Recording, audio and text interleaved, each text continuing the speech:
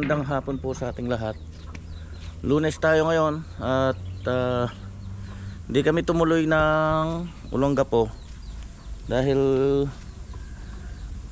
kahapon kasi nagpa-check up ako dahil dun sa yung ubo ko.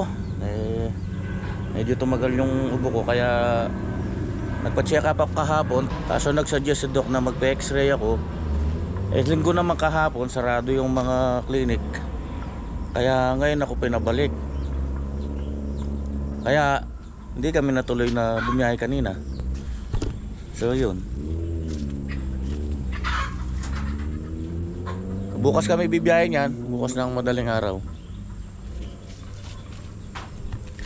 Okay naman yung result ng x-ray. Wala namang kaso sa aking baga. Ano lang nung dala ng klima. Kaya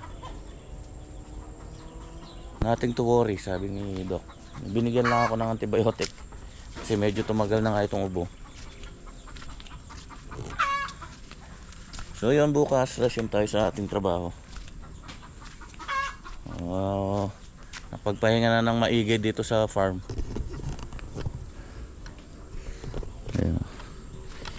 Ayan, ito ang cute niya, ang cute.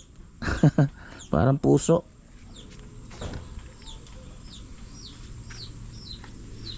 May mga bagong binaba ako na kapipisa. Ayun, 4. Yung naglimlim dito na napakarami nun eh. Hindi lang fertile yung iba, 4 lang yung napisa. 15 yata yun. Ahan, may 10 yata itong metong. Pili napila yung isa oh.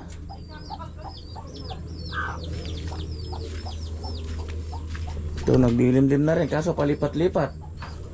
Dami oh, 13.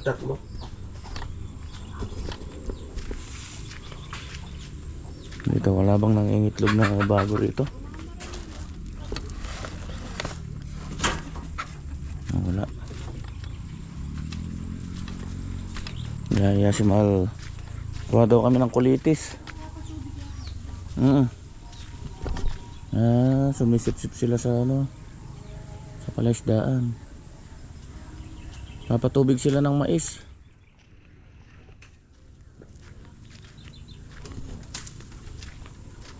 Saan ka may kulitis dyan? Papasok ka pa ba dyan sa maisan? Nalinis ng kuya yan.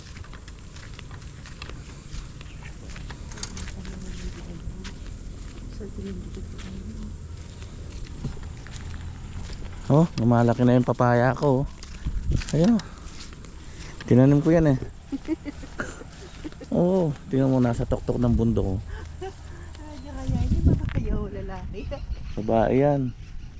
Ganda ang tubo, nag-iisang ikaw. Ganda ng mais oh. Buha ka na dyan, pitas ka na. Bumili kami ng ng mais, yung pang tawag sa amin swam. May sasabaw. Pang soup.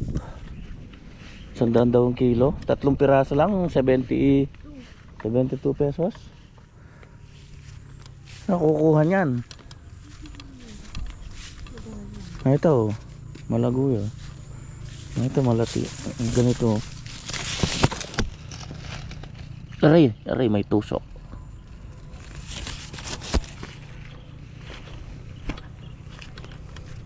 Kahit mga benteng ganito lang.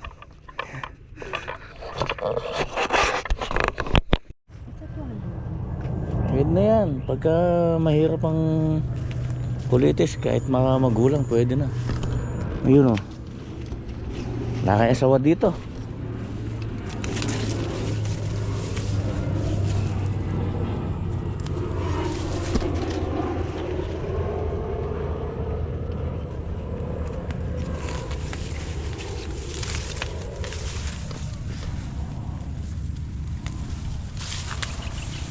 Dami pala oh.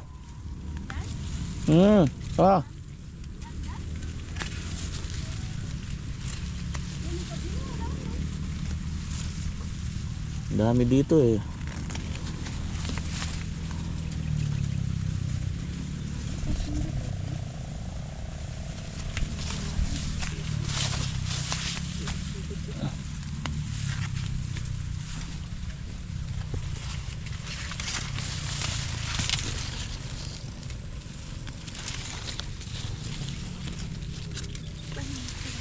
Hmm. Ano yan? Yung gulot mo?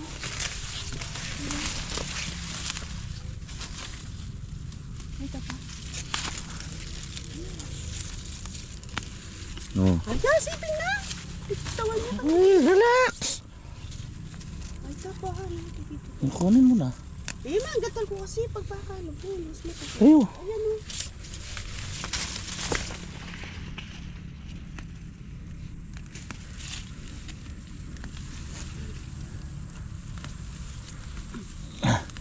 Ang lago dahil malilim eh. Hindi siya naarawan.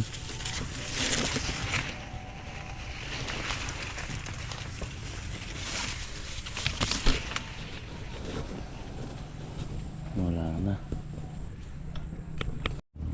Kamote oh, ang ganda oh. Talbos ha no? Lago. Ang lago ng talbos ng kamote. Napakarami oh.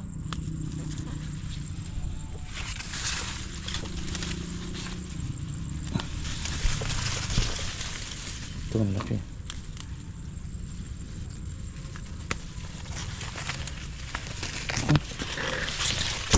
Mais dito.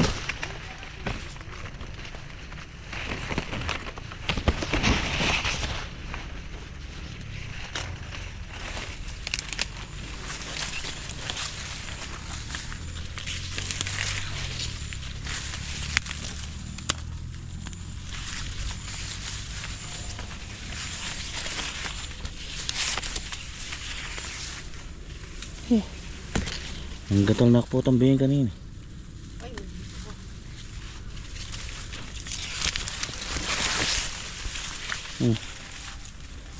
Tama na yan. Makate. Pitas ka na rin ng mga 3.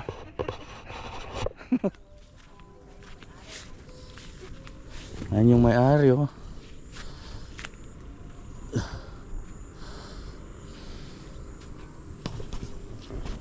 Papatubig sila ng mais. Tatas. Gandang lumaki nitong kalabaw oh. Hindi pa marunong pantrabaho to, bata pa eh. Buri mo na. Kanana yan, tako na niyan. Water lily nga, kinakain yan eh. Takaw eh. Inaaral pa yan eh, inaaral nila.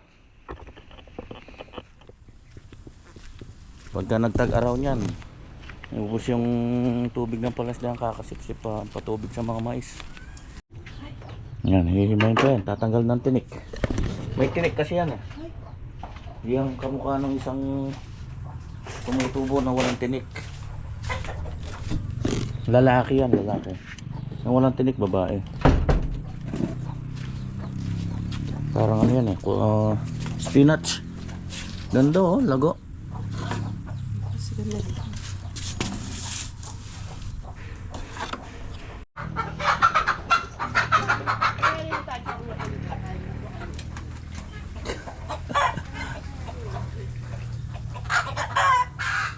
Nakakastaw na naman yan ha. Yan, sige. Pinag-aawayan nyo pa isang babae. Ang dami dyan. Feeding time. Nanggiling ako ng ano, ng kamote. Ay, papakita ko nga pala yung ano, panggiling ko. May binili akong ano eh, panggiling. Nasa na yun? Ito. Yan o. Binili ko lang to sa Shopee. Ganda. Stainless. Tapos ibabala mo lang sa barena. Yan o. Ang talim. Yan o. Meron siyang pinaka ano, yung may bearing siya, yun o. Yung sa puwit ng timba. Imamount mo lang siya dito.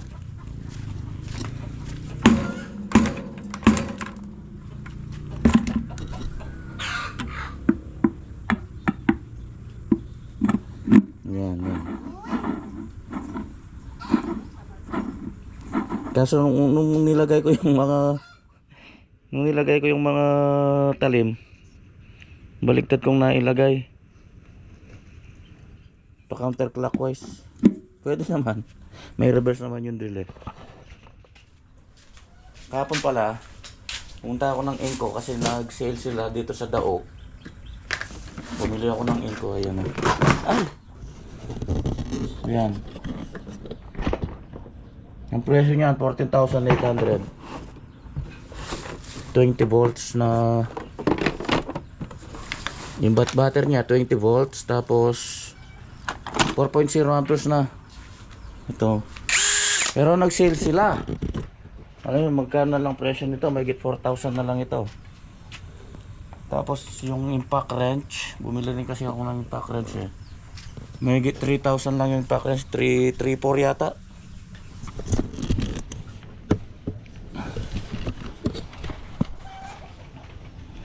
$13mm ito. So bali, babala mo lang siyang ganito.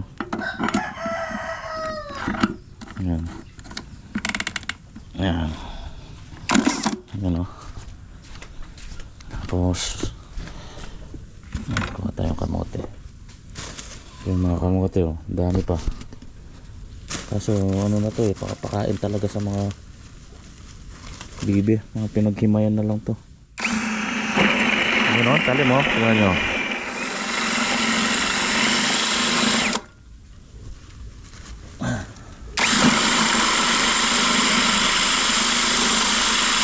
Sap talaga oh.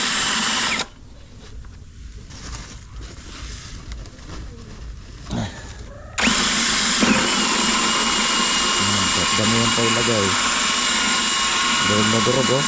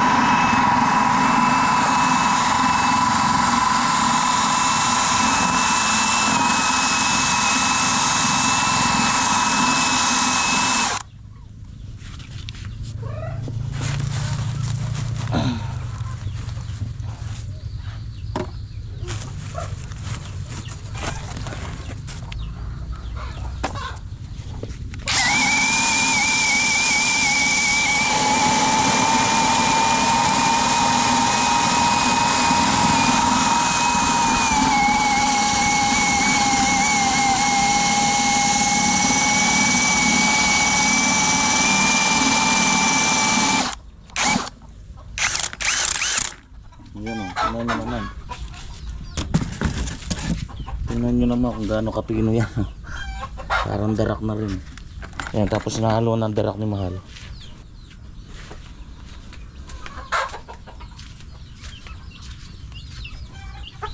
Nakalimutan ko magkano kung binili itong ano na to, yung talim.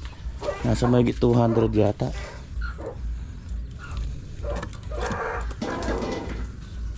Nung wala ako, hindi nagagamit ni Mahal dahil wala siyang ano, wala siyang drill. Ang ginagawa niya, nilalaga na lang. Nilalaga niya yung kamote tapos inaano niya na lang, nilulusaw. Para siyang gumagawa ng ano, ng tawag dito. Nilupak. Ito yung mga binaba ko. 4. Kinulong ko doon, nakawala naman.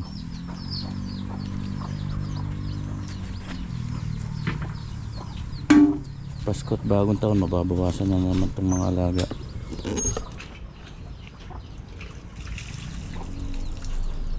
Yun o, good morning. Time check tayo, 5:38 AM. Ayan, pabiyahe na ako at nadaanan ko sila Kalbo. makakasama pala natin ngayon si Marvin, yung kapatid ni Calvo yun, ni Mark. Yan, naging tauhan ko rin yan dun sa mga project natin noon, yung dun sa Sibera, ay ano pala, Arrowville. Yan, nakakasama natin yun dun, skilled din. So buti natapos na yung project daw nila, kaya sila nasasama natin. Yung usapan namin before 6, tama-tama lang. Medyo ano na naman yung aking ubo, lumuwag-luwag na. Hindi na kamukha dati na mayat maya inuubo ako. Ngayon konti na lang. Medyo mabigat ang katawan ko ngayon na bumiyahe dahil anniversary namin ni Mahal ngayon eh. Anniversary ng kasal namin. Silver pa naman. 25 years na kami ngayon ni Mahal. Black Ninja. Eh, wala, kailangan eh. Babawi na lang ako sa susunod sa kanya. Para matapos yung ating project. Wala eh, hindi pwedeng di tayo bumiyahe dahil kahapon hindi na tayo nakapunta. Maraming araw pa naman eh na pwedeng mag-celebrate. Oh, break time muna. Nabisi na naman. Ayun si Marvin oh. Masarado ka na pala kahit. Sali ka kay Bat? Popang kay yun, nakisara na yun dun sa sulok. Pinalagay ko muna yung mga wall angle dun. Kaya tapusin nyo yun.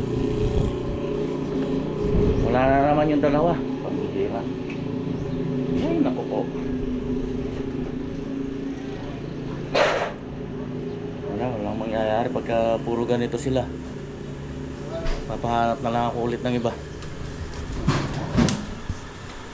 Isa na ulit ng yelo. Napagtabas ko na sila ng marami na to. Pero kukulangin pa siguro yan. Ito pa. Kinakatay ko na itong unti-unti. Natanggalan.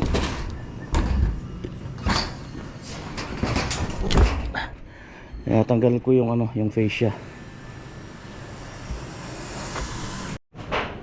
Okay, 1-0. Yan, nakatay ko na yung ano dito. Yung fascia niya, tinanggal ko na para maka-access tayo dito. Tapos yun, tinabas ko na rin yung fascia niya. Pinulugan ko muna para pagdikit natin dito. Yun na yung kanyang ano, kakapitan. Parang kahit di na tayo mag-brace, doon na siya kumapit. Kahulog na yan oh. Dito 2x4 na lang gamitin ko dito. Pag ganun. Puro 2x4 Puro 2x4 na yan. Pati yung mga rafter natin. Tapos yung mga C-par lens, kukuha tayo sa mga pinagtanggalan dito para magamit yung mga makakatay dito. Sayang naman.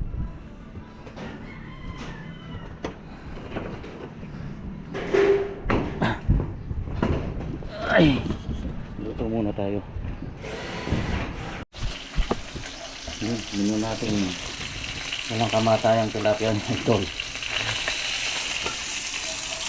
Yan saka ano, gulay. Yan. Gulay muna tayo.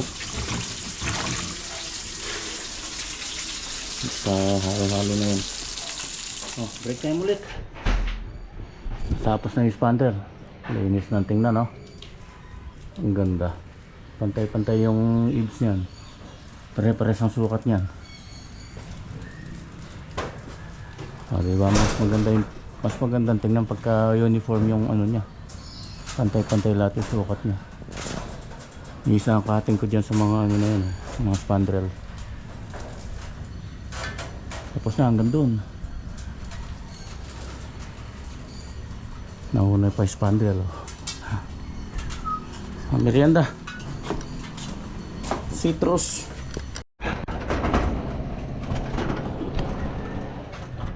Yeah.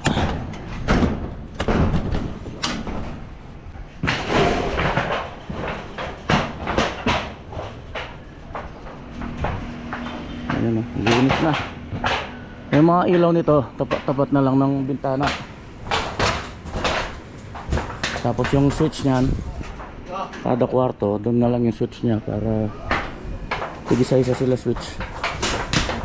Tapos yung dito, yung sa may sala to eh. Mas madali pa yung ano, diba, magpapalit. Mas accessible pa.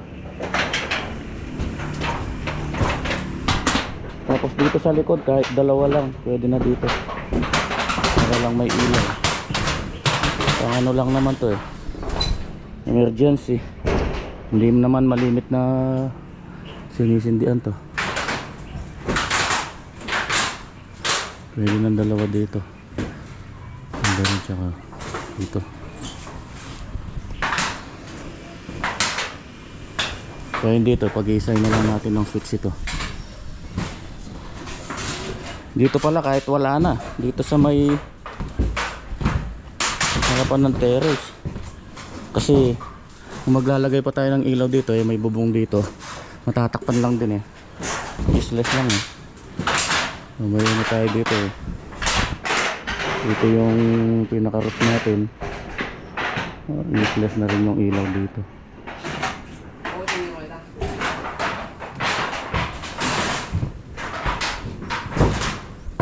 Ayun na, naitayo ko na yung dalawang poste. Tapos nalagay ko na rin yung mga pinakabing natin. Ito na yung pang rafter natin. Yung tatlo na to, pinagdugtong ko na lang yung mga pinagtabasan dito. Sayang. Ayan, yung kagandahan ng ano, ng bakal. Pwede lang magdugtong. So, i-alternate na lang yung ano niyan, yung pinagdugtungan.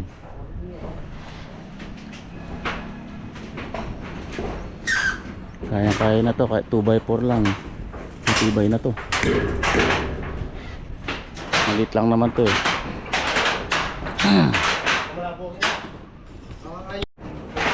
Marami pang kulang yung tubular natin na 2x4 para dito sa ating vertical dito. Tapos sa mga vertical natin dito, horizontal natin dito, kunin natin yung mga pwede pang gamitin na mga sipalins na ito. Marami to eh. Sayang. Tapos may mga 2x3 rin dyan na pwedeng gamitin din natin dito sa pinaka ano natin dito, horizontal. Lahat ng napapakinabangan pa dito gamitin natin. Yung pinapabaklas din ito kapag tayo na tayo ng ano dito, tungtungan.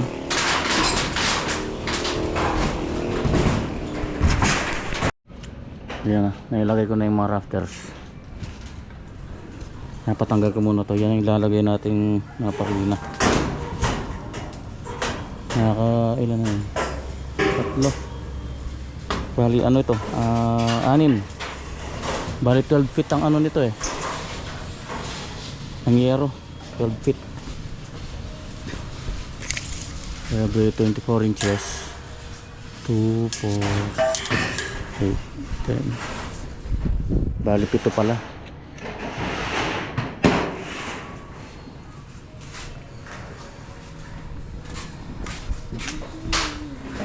So ito wala pang ano to, yero. Hindi pa na-order yung yero nito. Pero yung ano meron na nito. Kasama na yun sa estimate ko eh. Itong expander niya.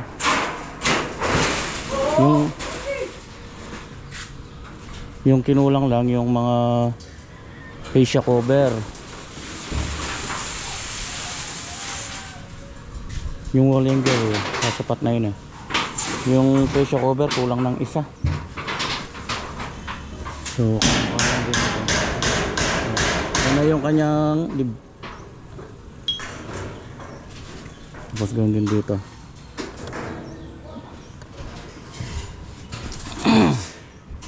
Pinalusot ko lang muna yan dyan sa aero.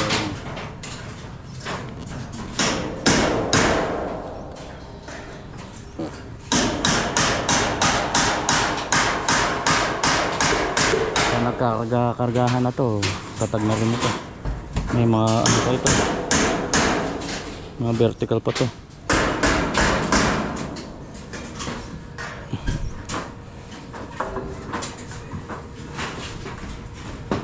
Mahirap din magkatay. Sigurado. So pinapaalalay ko lang para hindi mapunit.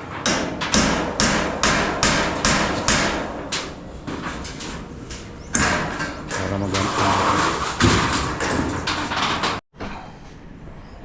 Ang taas din pala. Kala ko nung may yero pa mababa dahil nakatungtong kami sa bubong ngayon lumitaw na yung ano nyo, yung height nya. Ang ganda rin pala ng ano nya, ang taas nya. Sakto lang ito, bali standard lang to. Nasa 240 lang yung taas nya dyan banda ron. Wag ulan.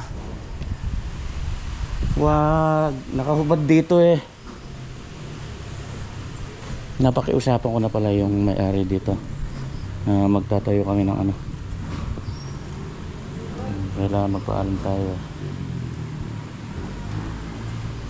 Umuulan.